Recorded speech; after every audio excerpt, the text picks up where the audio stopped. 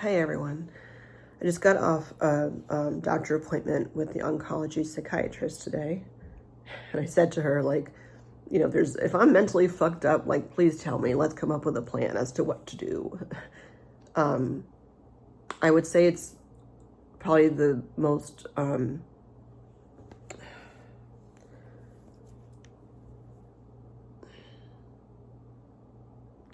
I would say it's probably the best doctor's appointment I've had that have had no answers in a very long time. I felt heard. She summed up very much what I've been dealing with the past couple of weeks and truly the past few years. And I just wanted to relay that quickly, like seriously quickly, because our appointment went over and I had to go to work. Like my hair, I'm run down. Like my hair is greasy. Whatever. I was looking for an answer to the allergic reaction that I had a couple weeks ago, the anaphylactic one where they jammed an EpiPen in my thigh. And I did a vlog about that. I'm not going to get into that too much, but I was looking for answers. Like, is it a med thing? This has nothing to do with food. Like, give me an answer. And the take homes that I got from that appointment were that even if I were to eat every individual item separately, piece by piece, like today I'll eat an egg and see what happens. Today I'll have a shrimp and see what happens, blah, blah, blah. There's always so many other factors going on that you can't totally rule out anything else. She's like, your body could be inflamed. Your body could be going through this, like physiologically, and you just don't know. Was it the shrimp? Could be. Couldn't be. I don't know. Blood work came back negative. Skin test came back negative. Maybe I am not allergic to shrimp. But then I am looking at it like, well, then what can I eat? What can I do? I want to be here. So what do I do? Tell me what to do. Give me the instructions of what to do. I'm very black and white. You can see my math thing up there. Whoop, up there. To be positive, I put these things up, like to try to remind myself. And probably the hardest and most important thing that I picked up from today is that I have to sit with the uncertainty that sometimes no one knows. I am a very mathematical, formulaic person. I love algebra. You plug in X, you get Y. And it's going to be a mindful practice for me to not undo that, because that's just how I'm wired, but to sit with the fact of there are all these things in life that are not certain. I could be hit by a bus in half an hour on the way to work. Do I want to be glass half empty? No. But the reality is any of those things could happen. And how much do I want those worries and health to impact my day? She said, try to not have so many doctor's appointments. Like, your whole life shouldn't be about doctor's appointments. As I go in the gateway and see in the next year my 15 doctor's appointments. Are they necessary? Yes. And I can put them in a pocket of, I'm going to see this doctor from this time to this time, and then let's go about life. And when she's talking, I was like, you know what? Maybe I should just book the damn ticket to go to Paris, because I've always wanted to go, and I'm 53 and I still haven't gone yet. Because I'm just waiting for waiting for things to be perfect.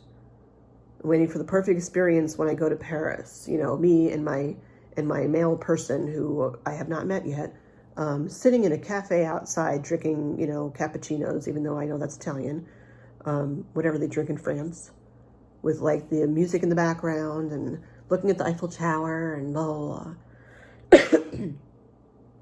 I like that my head's in the clouds a lot, and I don't. So what I wrote, I have no tripod because I need to really get going here. She's like, don't keep checklists. I'm like, really? Because I'm surrounded right now by 1, 2, 3, 4 pads that have checklists. I'm like, look, I have my book of stuff to write in. And she's like, stop keeping checklists and stop doing books and live your life. And an interesting thing she said too was, she's like, set a time for the worrying. Like, I'm going to worry about my health between 10 and 10:30. And then freak out for a half an hour. And then let it be. Put it in another chair. Let it do its thing, but it's not going to monopolize. Self-compassion, I feel like I am self-compassionate. Maybe not enough. As I just said that was totally not being self-compassionate. But living with the uncertainty that you don't know what's going to happen. It's not necessarily about cancer, it's about anything. How do you live with the uncertainty that sometimes people just don't know? And the most important thing is, don't let it take over my life. I am not cancer. I am not allergies. I am not my health. I am Jen. And Jen leads a pretty awesome life. And these things are, trying to infiltrate, but no. I am Jen, and I'm going to take a shower so I have a decent hair day and live my life and not be curled up on a ball on the couch thinking about all the 85,000 things of what might have happened on that Thursday and Friday when I went to the ER twice. I can hyperanalyze all I want. It makes me a great math teacher and a great tutor. But there has to be a switch on that when it comes to life. That's why they came up with the expression YOLO. All right, I'm really going to go because I got to get to work. Takeaways. Don't bring all the stress with you. Put whatever it is that you're thinking about, like, over there. You'll deal with it later, and then go live your life.